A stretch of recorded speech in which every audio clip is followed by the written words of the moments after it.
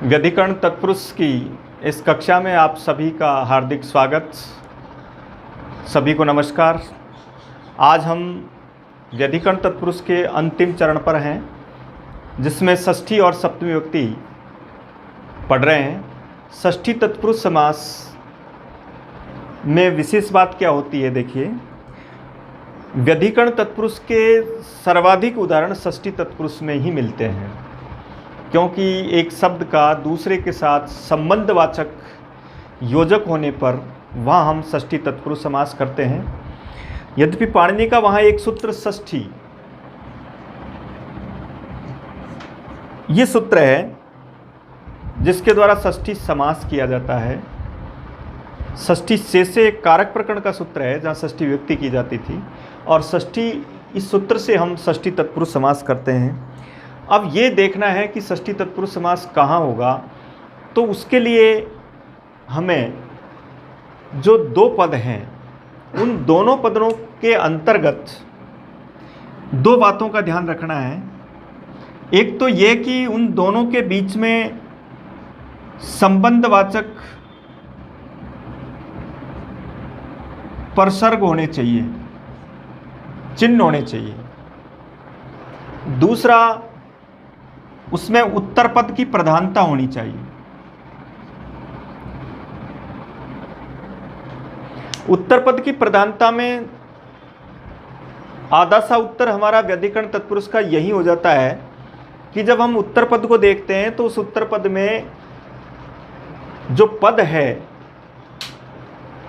वो प्रधानता के रूप में जिस तरह का वो होता है, जैसे चाहे वो पुल्लिंग, स्त्रीलिंग या नपुंसकलिंग, उसी रूप में रहता है और उसी के आधार पर उसके अर्थ की प्रधानता को देखी जाती है। जैसे मान लो कृपा शब्द है और कृपा शब्द स्त्रीलिंग शब्द है, लेकिन अगर कृपा शब्द जब आएगा अंत में, तब हम उसको व्यधिकरण तत्पुरुष या तत्पुरुष के किसी भी और समास में भी ले सकते हैं। लेकिन वो फिर बहुब्री समास में अगर वो कृपा की जगह पर हम उसको चेंज कर देते हैं, उसमें कुछ परिवर्तन ला देते हैं, जैसे कृपय लिख दिया, जैसे स्पृहा को स्पृह लिख दिया, इसका मतलब वहाँ हमने जो शब्द उत्तर पद में जो शब्द था उसमें कुछ चेंज कर दिया। इसका मतलब वहाँ उस पद की प्रधानता नहीं रही अब, और जब उसकी प्रधानता नहीं रही तो वो तत्पुरुष समास नहीं है। इसलिए पहली बात यही देखें कि उत्तर पद जिस तरह का वो शब्द होता है उसी रूप में है तो वहाँ तत्पुरुष की तरफ चलेंगे हम, तब उसको बहुब्री की तरफ नहीं चलना है। अब उसके बाद देखिए संबंध, दूसरी बात यह है कि संबंधवाचक योजक बीच में होना चाहिए। अब संबंधवाचक योजक कौन कौन हो सकते हैं? जैसे दोनों पदों के बीच में का, के, की का चिन्ह आ सकता है, रारेरी का चिन्ह आ सकता है, या अपना, अपनी, अपने, इस तरह के शब्द का प्रयोग हो सकता है। ना, नैनी चिन्ह ये केवल अपना शब्द के साथ, मैं के साथ जुड़ेगा। इनमें इन शब्दों का जब, इन योजकों का जब दोनों पदों के बीच में प्रयोग होता है तब हम षष्ठी तत्पुरुष समास करेंगे। ऐसा सरल है, आराम से हम कर सकते हैं। जैसे हमको एक पद दिया गया और उस पद में हमने दोनों पद देखे, समस्त पद के दोनों पद देखे, और दोनों पद के बीच में हमने कोई चिन्ह लगा करके देखा। अगर बाद वाले पद का पहले वाले पद के साथ कोई संबंध है और वहाँ इस तरह के चिन्हों का प्रयोग कर रहे हैं तो वहाँ हमको षष्ठी तत्पुरुष समास करना है। इस षष्ठी तत्पुरुष को आपको इस तरीके से ही पहचानना है। कुछ स्थानों पर प्रतिबंध था कि षष्ठी तत्पुरुष समास इन जगहों पर नहीं किया जा सकता। पाणिनि ने एक दो सूत्र इसके बनाए कि भाई जहाँ पर जैसे त्रच प्रत्यय है, अणुवुल प्रत्यय है, उसके रूप में जो कृत प्रत्यय हैं उनके साथ कई जगह पर समास नहीं किया। ये कहा गया कि यहाँ समास नहीं होगा। उनमें भी कुछ ऐसे स्थान आए जिनके साथ उनको समास करना पड़ा। तो वहाँ पाणिनि की ये शैली है कि पहले सूत्र के द्वारा वो किसी कार्य को नित्य रूप में दर्शाते हैं, उसके बाद में वो उस कार्य को विभाषा यानी विकल्प के रूप में दर्शाते हैं, और लास्ट में उसका निषेधात्मक स्थिति लेते हैं। तो उन्होंने पहले बताया कि षष्ठी इन चिन्हों के साथ होगी। फिर कहा कि ये अणुवुल त्रच आदि जो प्रत्यय हैं उनके साथ हम नहीं करेंगे। फिर अणुवुल त्रच के कुछ उदाहरणों में बताया कि इनमें होगा। तो इस तरह का षष्ठी तत्पुरुष समास में हमको जो व्यापक स्तर पर इस तत्पुरुष समास को पढ़ना है। अब तीनों परीक्षाएं अलग अलग है, इसकी जब कोई विशेष परीक्षा हो तब ये भी पूछा जा सकता है कि इस विग्रह में से किस विग्रह में यहाँ समास किया जा सकता है और किस में समास नहीं किया जा सकता। ये एक कठिन क्वेश्चन होता है तत्पुरुष समास, षष्ठी तत्पुरुष समास का, कि इस जगह पर ये समास होगा या नहीं होगा। तो जैसे मान लो कहीं लेखक शब्द लिखा हमने, इसका मतलब लेखक के साथ अणुवुल प्रत्यय होगा कि नहीं होगा। तो वहाँ अणुवुल प्रत्यांत जो लेखक आदि जो शब्द हैं उनके साथ समास होगा या नहीं होगा। तो ऐसी स्थिति में वहाँ लिखा है कि इनके साथ समास नहीं होगा। वहाँ कुछ निश्चित शब्द दिए गए जिनके साथ समास हो सकता है, जैसे अप शब्द है, अपकर्ता, इस तरह के जो शब्द होंगे उनके साथ हम षष्ठी तत्पुरुष समास कर सकते हैं। एक अणुवुल प्रत्यय के साथ जैसे कोई क्रीड़ा होती है उसके साथ हम कर सकते हैं, या कोई जीविका का साधन होता है जैसे दंत लेखक शब्द बनता है, दंता नाम लेखक, वहाँ षष्ठी तत्पुरुष समास कर सकते हैं। लेकिन सामान्यतः जहाँ अणुवुल और त्रच आदि जो प्रत्यय होंगे उनमें ये समास नहीं किया जाएगा। तो अब हम यहाँ कहाँ समास हो सकते हैं उनके आधार पर कुछ इसके उदाहरण पढ़ रहे हैं। देखिए, जैसे देखो एक शब्द लिखा जैसे लोकनाथ है।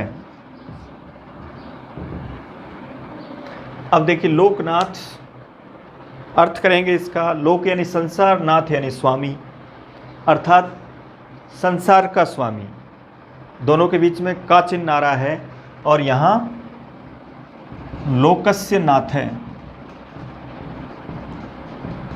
इस तरीके से यहाँ सामान्य रूप से षष्ठी तत्पुरुष समास हो रहा है। लेकिन मैंने पहले भी कहा था कि एक शब्द में दो या दो से ज़्यादा समास भी हो सकते हैं। वहाँ किस तरह का अर्थ लिया जा रहा है, तो यहाँ लोकनाथ के लिए सामान्य रूप से जब प्रश्न आता है तब तो हमको षष्ठी तत्पुरुष, लेकिन अब जैसे हम इसको बहुब्री समास में भी कर सकते हैं, जैसे लोक है, नाथ है, यस्यस है, कि संसार स्वामी है जिसका, इस तरह का जब विग्रह करेंगे तो इसको लोक। लेकिन ऐसा इस अर्थ के रूप में कोई प्रतीति नहीं होती।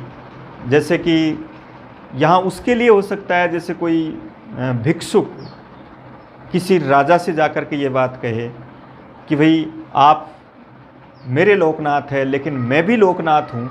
इस तरह की स्थिति में उसने जिस तरह से दोनों समासों को बताया कि लोकनाथ मैं षष्ठी तत्पुरुष हूँ और मैं आप षष्ठी तत्पुरुष हो और मैं बहुब्री हूँ, इस तरह का जब विग्रह करते हैं तो वहाँ इस तरीके से दूसरा समास भी वहाँ हो सकता है। लेकिन यहाँ मुख्यतः लोकनाथ में हमको क्या लिखना है, षष्ठी तत्पुरुष लोकस्य नाथ। इसी तरीके से यहाँ जितने भी ऐसे उदाहरण होंगे, जैसे एक लिखा जैसे राजपुरुष है,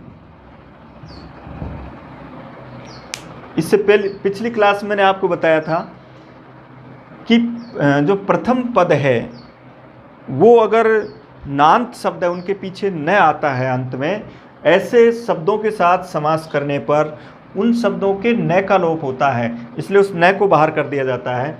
इसलिए यहाँ राजन शब्द है और उसके साथ पुरुष का समास है, यानी राजा का पुरुष, इस तरह का विग्रह करेंगे।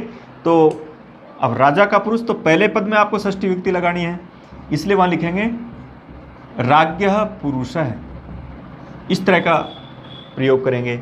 इसी तरह से एक लिखा जैसे गुरु कृपा। अब गुरु और कृपा दो शब्द है, इसलिए कृपा से पहले गुरु के साथ यहाँ चिन्ह विशेष इनमें से कोई आएगा, अर्थात गुरु की कृपा, इस तरह का शब्द होगा, इसलिए यहाँ षष्ठी तत्पुरुष लिखेंगे। तो गुरु कृपा। इसी तरह जैसे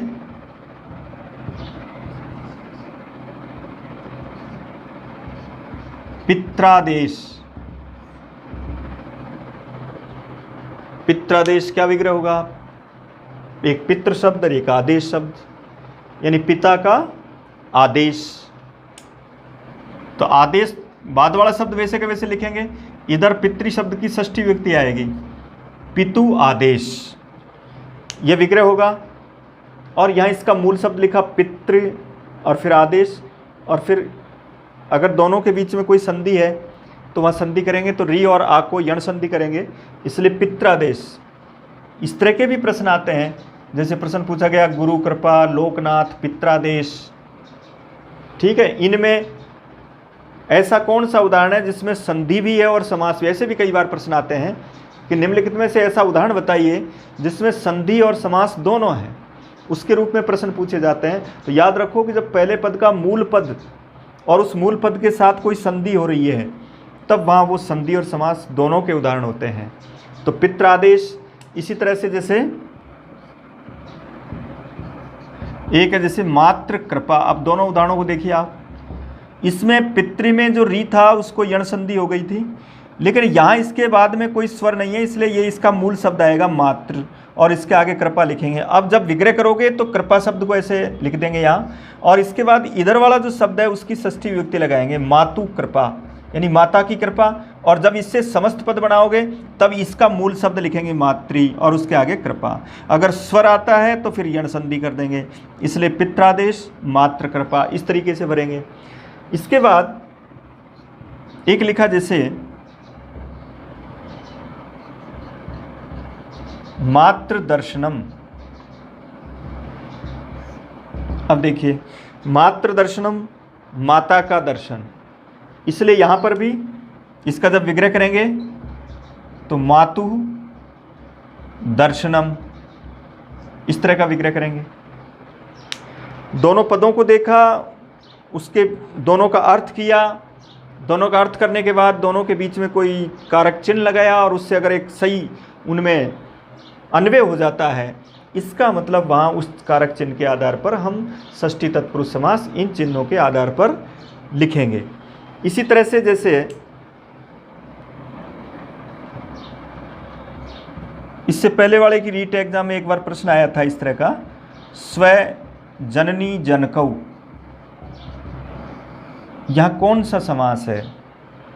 अब इसमें देखें आप, अगर देखो इसमें अगर स्व शब्द को बाहर कर देते हैं और जननी जनकौ करते हैं तब तो ये द्वंद्व समास है, क्योंकि यहाँ दो जुड़े हुए हैं, जननी और जनक, माता और पिता, तो यहाँ और के चिन्ह से द्वंद्व समास है। लेकिन अब ये समास गौण हो गया, अब इनका समास इसके साथ हो गया, यानी अपने माता पिता। अब यहाँ अपने आ रहा है, इसका मतलब यहाँ पर षष्ठी तत्पुरुष, इसका मतलब स्व शब्द जब पहले आ जाएगा उसके साथ दूसरा शब्द कोई भी जुड़ा हुआ है उसके साथ आपको षष्ठी तत्पुरुष उत्तर भरना है। इसलिए यहाँ भी स्व शब्द को स्वस्य जननी जनकौ इस तरह का विग्रह करेंगे। और केवल जननी जनकौ आता है तब हम द्वंद्व में पढ़ेंगे, तब जननी च जनक च ऐसा करेंगे। लेकिन स्व शब्द अगर जुड़ गया है तब उसको षष्ठी तत्पुरुष के रूप में आपको उत्तर भरना है। अब स्व के साथ कोई सा भी उदाहरण देख लीजिए आप, जैसे इसके बाद लिखा मैंने जैसे स्वदेश, स्वतंत्र, स्वेच्छा, इन सभी में षष्ठी तत्पुरुष समास। स्वस्य देश है, इसी तरह से जैसे स्वेच्छा, स्वस्य इच्छा।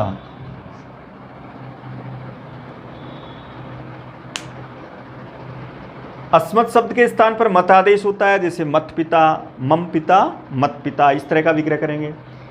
यहाँ रारेरी के रूप में भी तुम्हारा, मेरा, इस तरह का जो प्रयोग करते हैं हम, उसके साथ भी हमको षष्ठी तत्पुरुष समास करना है। इन प्रसर्गों का चिन्ह षष्ठी विभक्ति को दर्शाता है और जहाँ इस तरह के चिन्ह मिले वहाँ हमको षष्ठी तत्पुरुष समास करना है। इसी तरीके से जैसे एक लिखा जैसे आत्म तत्वम, आत्मा का तत्व, इसका मतलब यहाँ आत्मनः तत्वम, इस तरीके से विग्रह करेंगे। आत्मन शब्द में भी अपना भी होता है, आत्मा यानी निज अर्थ भी प्रयोग किया जाता है और आत्मा भी अर्थ किया जाता है। तो आत्मनः तत्वम षष्ठी तत्पुरुष के रूप में इस तरह का प्रयोग करेंगे। इसी तरह से जैसे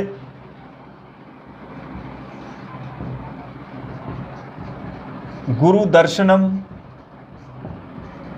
अर्थात गुरु दर्शनम,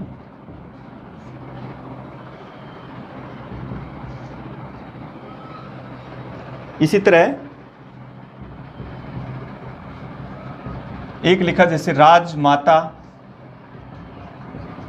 राज्ञ है, माता। एक लिखा जैसे तत्पिता। अब तत्पिता में देखिए, तत् शब्द है, एक सर्वनाम शब्द है, और उसके बाद पिता शब्द लिखा। इसका मतलब दोनों का तत् यानी वह होता है, और पिता इसका मतलब उसका पिता। इसके रूप में यहाँ संबंधवाचक चिन्ह आ रहा है, इसलिए यहाँ इसको तस्य पिता इसके रूप में विग्रह कर सकते हैं। तो जहाँ कोई भी अंग अंगी संबंध हो, स्वस्वामी भाव संबंध हो, सब जगह पर हम षष्ठी तत्पुरुष समास का प्रयोग करते हैं। और अंग अंगी के भाव में जैसे मान लो आप कई तरह के शब्द लिखें, जैसे वृक्ष की छाया, वृक्ष का पत्ता, वृक्षस्य पत्रम, वृक्ष पत्रम, वृक्षस्य छाया, वृक्ष छाया, ठीक है ना, प्राणी, प्राणी का अंग, इस तरह के जितने भी हैं उनके साथ सभी का षष्ठी तत्पुरुष के रूप में आपको प्रयोग करना है। जैसे लोकनाथ आपने लिखा, राजेंद्र शब्द है, राज्ञाम इंद्र,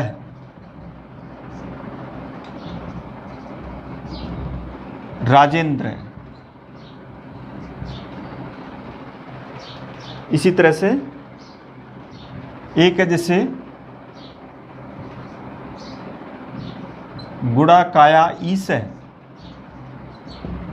गुड़ा केस है। गुड़ा का कहते हैं निद्रा को, निद्रा का भगवान अर्जुन के लिए प्रयोग किया गया। गुड़ाकेश, ऋषिकेश, इस तरह के जो शब्द हैं, इन सभी में षष्ठी तत्पुरुष। जहाँ ईश शब्द आ रहा है, ईश्वर आ रहा है, और आगे कोई किसी का नाम है, इसका मतलब वहाँ उसके साथ षष्ठी तत्पुरुष करेंगे। जैसे कपीश्वर,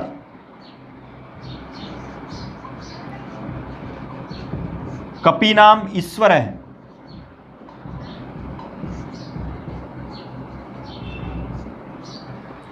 कपी नाम ईश्वर है, कपियों का ईश्वर, कपियों का भगवान, अर्थात कपीश्वर के रूप में कपियों का जो राजा है, बंदरों का जो राजा है, उसके लिए कपीश्वर शब्द का प्रयोग करेंगे और वहाँ षष्ठी तत्पुरुष करेंगे। जहाँ पर ईश्वर और ईश, इनके आगे अगर परम और महा ऐसे शब्द आते हैं, तब हम वहाँ सर्वनाम, उसमें कर्मधारी समास की तरफ चलते हैं, क्योंकि वो विशेषता बताने वाले शब्द हैं, और इनके साथ हमको षष्ठी तत्पुरुष का प्रयोग करना है। एक जैसे मध्वरी शब्द लिखा है, तो मधो अरी, मधु नाम अरीवा, मधु नामक राक्षस का शत्रु, तो मधो अरी अथवा मधु नाम अरी, इस तरह का जहाँ विग्रह करेंगे तो वहाँ मधु का शत्रु एक वचन के रूप में मधो अरी होगा। मधु नामक राक्षसों का जो समूह था उसके रूप में भी मधु नाम अरी के रूप में विग्रह कर सकते हैं। तो मधो अरी, यहाँ षष्ठी तत्पुरुष हमको उसका अर्थ के रूप में कि दोनों के बीच में कौन सा चिन्ह आ रहा है, उसी तरीके से विग्रह करेंगे। जैसे एक शब्द लिखा धात्रंश है, विधाता का अंश, तो धातु अंश है। इन चिन्हों के आधार पर षष्ठी तत्पुरुष समास का प्रयोग करेंगे। जहाँ पर तत्, मत, इस तरह के जो शब्द लिखे हैं वहाँ भी आपको षष्ठी तत्पुरुष लिखना है। जहाँ स्व शब्द आ रहा है वहाँ अपना अपनी अपने के रूप में षष्ठी तत्पुरुष करना है। और दोनों पदों के बीच में अगर काके की इस तरह का चिन्ह आता है तब भी आपको षष्ठी तत्पुरुष समास करना है। इस तरीके से हम षष्ठी तत्पुरुष समास को कर सकते हैं। लेकिन जहाँ पर षष्ठी तत्पुरुष समास नहीं होता है उसके रूप में आप याद रखें कि जैसे अणुवुल प्रत्यांत शब्द है, लेखक है, आदि जो शब्द हैं उनके साथ षष्ठी तत्पुरुष समास पर प्रतिबंध है, यानी वहाँ विग्रह वाक्य ही रहेगा। जैसे रामायण से लेख यही रहेगा, रामायण लेखक नहीं लिख सकते उसको, वहाँ षष्ठी तत्पुरुष में जो त्रच और अणुवुल आदि प्रत्यय हैं उन पर उसका पाणिनि के सूत्र के आधार पर प्रतिबंध है कि इनमें यहाँ समास नहीं किया जाए, वहाँ विग्रह वाक्य ही रहता है। कई जगह पर ऐसा भी पाया जाता है कि जैसे उदाहरण तो हमको ऐसा लगता है कि यहाँ ये राइट हो जाएगा, जिससे पूछा जाता है कि भाई तृतीय तत्पुरुष में बताओ अक्षणा काणे में कौन सा समास हो सकता है। तो अब हमको याद है कि वहाँ तृतीय विभक्ति होती है यनांग विकार सूत्र से, लेकिन याद रखें कि वहाँ अक्षणा काणे में समास नहीं होता है। वहाँ उसको जो तृतीय दर्शाई गई है वो एक तरह से समास करने पर वो जिस बात को हम बताना चाहते हैं वो एक तरह से रुक जाती है। इस वजह से वहाँ उसमें समास पर प्रतिबंध किया गया है कि अक्षणाकाणे, लंकाम समया, ऐसे जो प्रतिपद पाठ के आधार पर जो विभक्तियाँ प्रसारित की गई उनके द्वारा, उनमें वहाँ समास पर प्रतिबंध है, वहाँ समास नहीं कर सकते। इसलिए लंकाम समया में समास नहीं होगा। इसी तरीके से आपके अक्षणाकाणे में समास नहीं होगा। इसी तरीके से पित्रासह में समास नहीं होगा। इनके साथ हम समास नहीं करेंगे। जहाँ एक निश्चित सूत्र के द्वारा जहाँ तृतीया विभक्ति या चतुर्थी जो भी दर्शाई जाती है उसके साथ हम समास अभाव करते हैं, इसलिए इनमें हमको समास नहीं करना है। बाकी सब जगह जहाँ चिन्ह आता है उसके आधार पर आप समास करेंगे। अब देखिए, अब सप्तमी तत्पुरुष पढ़ रहे हैं और सप्तमी तत्पुरुष में अब देखिए अंतिम व्यधिकरण तत्पुरुष का अंतिम समास है सप्तमी तत्पुरुष। सप्तमी तत्पुरुष में भी उसका जो सामान्य जो कारक चिन्ह पढ़ते हैं हम, मैं, पे, पर आदि जो चिन्ह पढ़ते हैं, उन चिन्हों से भी हमको काफ़ी सफलता मिलेगी सप्तमी तत्पुरुष को पहचानने में। फिर भी एक सूत्र, मुख्य सूत्र बताया इसका, सप्तमी सोंडई। ये सप्तमी तत्पुरुष करने वाला मुख्य विधायक सूत्र है। और यहाँ लिखा सोंड आदि शब्दों के साथ सप्तमी तत्पुरुष समास होता है। तो यानी सोंड आदि पद उत्तर पद में होने चाहिए। तो ऐसी स्थिति में वहाँ हम सप्तमी अब सोंड का मतलब चतुर होता है, लेकिन चतुर भी एक अच्छे कार्य के प्रति चतुर, एक बुरे कार्य के प्रति चतुर। तो ये बुरे कार्य के प्रति चतुर यानी द्युत, क्रीड़ा आदि से संबंधित सोंड शब्द है, उनमें जो चतुरता हासिल करता है उसके साथ सोंड शब्द का प्रयोग करते हैं। तो इनके पर्यायवाची इस जैसे शब्दों में सप्तमी तत्पुरुष समास किया जाता है। सोंड आदि जो शब्द हैं उनमें तो सबसे पहले ये सोंड शब्द, इसके बाद इस जैसा इसके पर्यायवाची के रूप में एक तरह से जैसे चतुर है, जैसे कुशल है, निपुण है, प्रवीण है, दक्ष है, विशारद है, पंडित है, ये सब समान अर्थ वाले शब्द हैं। इनके साथ सप्तमी तत्पुरुष समास किया जाता है। सोंडादि गण भी पढ़ा गया, उसमें एक धूर्त शब्द भी आता है। इनके साथ ये शब्द जब उत्तर पद में हैं और जिसके प्रति जिसमें वो चतुर हैं, इसका मतलब वहाँ सप्तमी सोंडई जो सूत्र है वो सप्तमी तत्पुरुष समास करता है। ये तो हम एक पर्यायवाची शब्द के रूप में भी याद रख सकते हैं। इसके साथ साथ ये पहला ग्रुप है जिसमें सोंड आदि शब्दों के आधार पर हम सप्तमी तत्पुरुष करते हैं। इसके बाद दूसरा एक और है जिसमें कुछ शब्द दिए गए कि जैसे ये सिद्ध शब्द है, शुष्क शब्द है, पक्व शब्द है और इसी तरह बद्ध शब्द है। इसी तरह जैसे लीन शब्द है, इसी तरह जैसे मग्न शब्द है। इनके साथ भी सप्तमी तत्पुरुष समास होता है। लीन हुआ, मग्न हुआ, बद्ध हुआ, पक्व, शुष्क, सिद्ध आदि शब्दों के साथ हमको सप्तमी तत्पुरुष करना है यदि ये शब्द उत्तर पद में आते हैं। तो ऐसी स्थिति में ये देखें हम कि इनके अर्थ के आधार पर भी वहाँ में या पर चिन्ह की स्थिति आ जाती है, वो भी आपकी मदद करेगा कि यहाँ कौन सा समास हो सकता है। जैसे लीन और मग्न के रूप में किसी सूत्र में ऐसा नहीं लिखा कि लीन और मग्न के साथ भी सप्तमी तत्पुरुष समास होता है, लेकिन वहाँ उसके जो कारक चिन्ह है उसके आधार पर हम ये समास करेंगे वहाँ पे।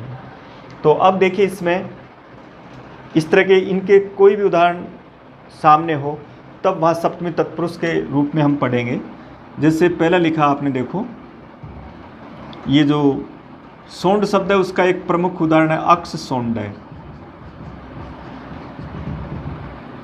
अक्षेषु सोंड। अक्ष कहते हैं जुआ खेलने के जो पासे होते हैं उनको अक्ष कहा जाता है, बहुवचन में प्रयोग होता है, इसलिए अक्षेषु सोंड है यानी जुआ खेलने में चतुर।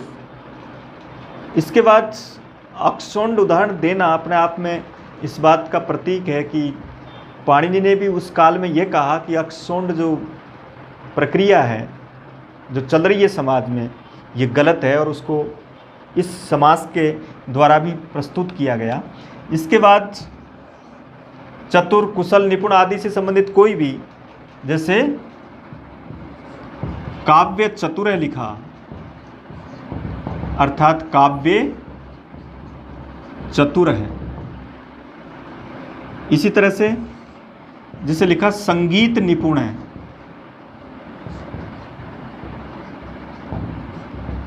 अब संगीत निपुण है, संगीत में निपुण, संगीते निपुण है। निपुण शब्द हमने तृतीय तत्पुरुष में भी पढ़ा था और वहां उदाहरण लिखा था मैंने, आचारेण निपुण है, व्यवहारेण निपुण है। आचरण, व्यवहार आदि से जो निपुण होता है वहाँ तृतीय तत्पुरुष भरेंगे, और जहाँ कोई विषय वस्तु से संबंधित कोई शब्द है उसमें आपको सप्तमी तत्पुरुष भरना है। जैसे कला में निपुण, संगीत में निपुण, नृत्य में निपुण, काव्य में निपुण, इस तरह के जो शब्द लिखेंगे। एक है जैसे ये लिखा, जैसे नृत्य कुशल है, तो नृत्य कुशल है, नृत्य में कुशल, चतुर, कुशल, निपुण आदि जितने भी शब्द हैं उनके साथ एक है जैसे कला प्रवीण है, अर्थात कलायाम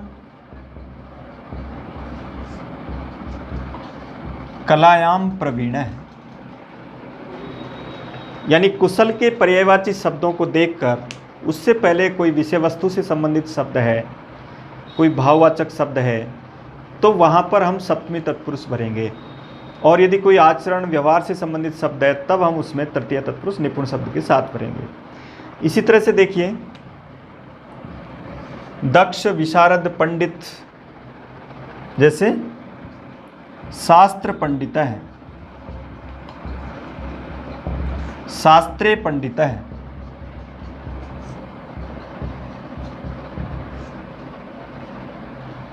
एक है जैसे स्त्री धूर्त है, स्त्रियों के प्रति धूर्त, स्त्रीसु धूर्त है। धूर्त शब्द भी सोंड आदि गण में पढ़ा गया है। धूर्त और सोंड दोनों बुरे कार्यों के प्रति चतुरता दर्शाते हैं, जबकि ये शोभन कार्यों के प्रति निपुण, व्यवहार, कुशल आदि शब्दों का प्रयोग किया जाता है। तो इनके साथ ये शब्द देखें हम, बहुत सरल प्रश्न आते हैं समास के, उनमें ज़्यादातर परीक्षाओं में तो रटे हुए उदाहरण, जैसे अक्षोंड है उदाहरण कई बार पूछा गया, इसके आधार पर भी हम राइट कर सकते हैं। और इस तरह के उदाहरण जब अर्थ के रूप में आए तब भी हमको चिन्ह लगा करके, मान लो कहीं समास को करने के दो तरीके हैं, एक तो आपका पढ़ा हुआ उदाहरण आ जाता है तब तो आप इस तरीके से कर देंगे। मान लो कोई पढ़ा हुआ उदाहरण नहीं आता है तब आप देखें, उसमें पहले तो आप तत्पुरुष की पहचान देख लें कि उसके बाद वाला शब्द उसी प्रकार का है जैसा वो रहता है, तो वहाँ फिर आप तत्पुरुष की तरफ उसमें पहले दोनों पदों के बीच में चिन्ह लगा करके देखो। अगर मान लो चिन्ह वाली स्थिति नहीं है, कोई विशेषता बताने वाला ही है, जैसे परम शब्द है, महाशब्द है, या कोई रंगवाचक है, या कोई शुभ अशुभ वाचक है, ऐसे कोई शब्द आते हैं तब उसको हम कर्मधारय की तरफ ले चलते हैं। अब देखिए इसके बाद कुछ उदाहरण इसके देखिए, जैसे सिद्ध, शुष्क, पक्व, बद्ध, पाणिनि ने एक सूत्र में ही लिखा ये, और उसके आधार पर अब यहाँ सिद्ध में जैसे कोई भी पदार्थ है, रस है, अलंकार है, विषय वस्तु है, उनमें अगर वो सिद्ध है तो वहाँ इस तरीके से विग्रह करेंगे, रसेषु सिद्ध है अथवा अलंकारेषु सिद्ध है। रसों में सिद्ध, अलंकारों में सिद्ध। अब अगर इसके पहले कोई कर्ता आ जाता है तब वहाँ तृतीय तत्पुरुष करेंगे हम, वो कर्तृकरणे कर्ता बहुलम वाला जो नियम पड़ा था उसके आधार पर। और यहाँ इस तरह से कोई पदार्थ आते हैं तब आपको सप्तमी तत्पुरुष भरना है। रस सिद्ध, अलंकार सिद्ध, शुष्क है जैसे अब छाया में सुखाया हुआ, धूप में सुखाया हुआ, इस तरह का इनका प्रयोग होता है। जैसे आतप शुष्क है, धूप में सूखा हुआ, तो आत पे शुष्क है। इसी तरह जैसे पक्व है, पात्रे पक्व है, पात्र पक्व है, यानी पात्र में पकाया हुआ, पात्रे पक्व है। पात्र से संबंधित कोई भी वाचक, पात्रवाचक शब्द आ जाए उसके साथ भी हमको सप्तमी तत्पुरुष करना है। इसी तरह से जैसे बद्ध है, बद्ध महत्वपूर्ण है, थोड़ा सा याद रखें। बद्ध और दूसरा मुक्त, ये दोनों एक दूसरे के विलोम हैं। मुक्त यानी छूटा और बंध यानी बंध गया। जैसे चक्रव्यूह से छूट गया और एक चक्रव्यूह में बंध गया, तो याद रखो मुक्त के साथ पंचमी तत्पुरुष होता है और बद्ध के साथ सप्तमी तत्पुरुष होता है। जैसे पंजर बद्ध है, पिंजरे में बंधा हुआ, तो पंजरे बद्ध है। जैसे चक्रबद्ध है अर्थात चक्रे बद्ध है। इसलिए बद्ध शब्द बाद में हो, उससे पहले कोई आधार वाचक शब्द हो, तो वहाँ हमको सप्तमी तत्पुरुष भरना है। चक्र के साथ दोनों ही समास आ सकते हैं, चक्र मुक्त भी आ सकता है, चक्रबद्ध भी आ सकता है। इसलिए मुक्त के साथ पंचमी भरें, बद्ध के साथ सप्तमी तत्पुरुष भरें, ऐसे ही शब्द आते हैं। मुक्त को याद रखें, उसमें पंचमी, और बद्ध के साथ सप्तमी भरेंगे। इसके बाद देखिए जैसे लीन शब्द है, जैसे आपने परसवर्ण संधि में एक उदाहरण पढ़ा था, तल्लीन है, अर्थ क्या हुआ, उसमें लीन, इसलिए यहां तस्मिन लीन है। इसी तरह जैसे मग्न है, जैसे जल मग्न है, जैसे ध्यान मग्न है। मग्न शब्द भी आ सकता है, निमग्न भी आ सकता है, दोनों के साथ हमको सप्तमी तत्पुरुष करना है। तो जलमग्न का विग्रह क्या होगा, जले मग्न, और इसी तरह ध्याने मग्न। यहाँ इन दोनों के साथ जब मग्न शब्द और लीन शब्द आए तब भी हमको सप्तमी तत्पुरुष करना है। इन तीनों को विशेष याद रखें आप, बद्ध, लीन, मग्न। सिद्ध, शुष्क, पक्व जैसे उदाहरण प्राय नहीं पूछे जाते, तो अधिकतर विशेष जो उदाहरण है वो बद्ध, लीन, मग्न और सौंठ, इनके साथ इस सप्तमी तत्पुरुष को अच्छी तरह समझना है। इनके अलावा भी अगर जहाँ पर दो पद आ रहे हैं और उनमें किसी कारक के नियम से और कोई विभक्ति नहीं होती और वहाँ सप्तमी का ही प्रयोग होता है मैं पेपर चिन्ह के आधार पर, तब हम उसके साथ सप्तमी तत्पुरुष समास करते हैं। अब इसमें कुछ जैसे हमने पंचमी तत्पुरुष में वो अलुक समास पढ़े थे, उसी तरह इसमें भी कुछ 3-4 अलुक समास के उदाहरण हैं, उनको हम देखते हैं। देखिए सप्तमी तत्पुरुष में भी कुछ अलुक समास के उदाहरण दिए गए और उसमें इस तरह के उदाहरण हैं। अलुक समास को हम बहुत आसानी से पहचान सकते हैं। अलुक समास में आपको एक पद दिया होगा और ये पूछा जाएगा कि बताओ यहाँ कौन सा समास हो सकता है, तो वहाँ अलुक समास की पहचान है, पहले पद में विभक्ति का रहना अलुक समास है। तो उसको अगर समस्त पद के रूप में प्रदर्शित किया गया है तो उसको हम अलुक समास उत्तर भरेंगे। जैसे एक उदाहरण है, मासे देयम। अब इसमें हम आराम से उत्तर दे सकते हैं। कोई पूछे कि बताओ यह कौन सा समास है, तो सबसे पहले हमने देखा कि समास 2 पदों में हो रहा है। पहला पद मासे है, दूसरा देयम है, जबकि मूल शब्द मास होता है और उसके साथ उसकी विभक्ति भी है सप्तमी। इसका मतलब अब ये समास सप्तमी तत्पुरुष तो हो गया, लेकिन उसके साथ वो अलुक भी है, क्योंकि उसके साथ उस शब्द की विभक्ति है। इसलिए ऐसे समासों का विग्रह बिल्कुल सरल होता है, उसमें दोनों पदों को अलग अलग लिख दिया जाता है, मासे देयम, और उनको एक साथ मिला करके लिखेंगे तो वो एक अलुक समास सप्तमी तत्पुरुष का हो जाएगा। इसमें विभक्ति के साथ देखेंगे। इसी तरीके से जैसे एक उदाहरण है, पात्रे समिता। अब यहाँ भी देखिए पात्रे सप्तमी विभक्ति आ रही है इसमें, और इसके साथ अब ये कहा गया कि ये समास है, समस्त पद है। तो समस्त पद जब दर्शा दिया तब तो बताना है समास कौन सा है, और इसी से स्पष्ट है कि ये सप्तमी तत्पुरुष है, लेकिन उसके साथ विभक्ति भी जब साथ है तो वो अलुक है। इसलिए यही विग्रह होगा पात्रे समिता। पात्रे समिता का अर्थ है अर्थात भोजन के समय उपस्थित होने वाले, काम के समय उपस्थित नहीं होने वाले, उनको निंदनीय भाषा में पात्रे समिता कहा जाता है। इसी तरह मासेदेयम का मतलब मास में दिया जाने वाला ऋण, उसको कहते हैं मासेदेयम। एक है जैसे गेहे सूर्य, ये भी निंदनीय शब्द है। गेहे सूर्य अर्थात जो घर में सूरवीर होता है उसको कहते हैं गेहे सूर्य। तो यहां भी देखिए सप्तमी विभक्ति इसके साथ आ रही है। एक है जैसे अरण्य तिलका, तो यहां भी देखो इसमें सप्तमी है, इसलिए अरण्य तिलका। विग्रह में उन दोनों को अलग अलग लिखा जाता है और समास में उन दोनों को जोड़ दिया जाता है, विभक्ति का लोप नहीं किया जाता।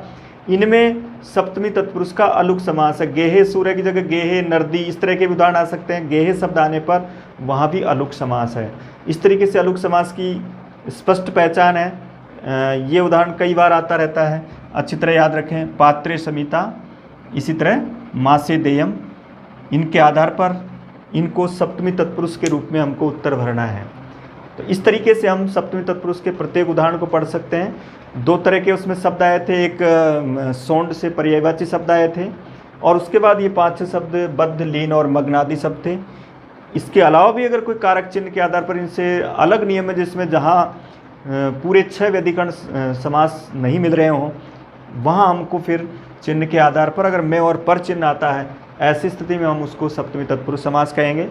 तो इस प्रकार आज हमने व्यधिकरण तत्पुरुष समास समाप्त किया है।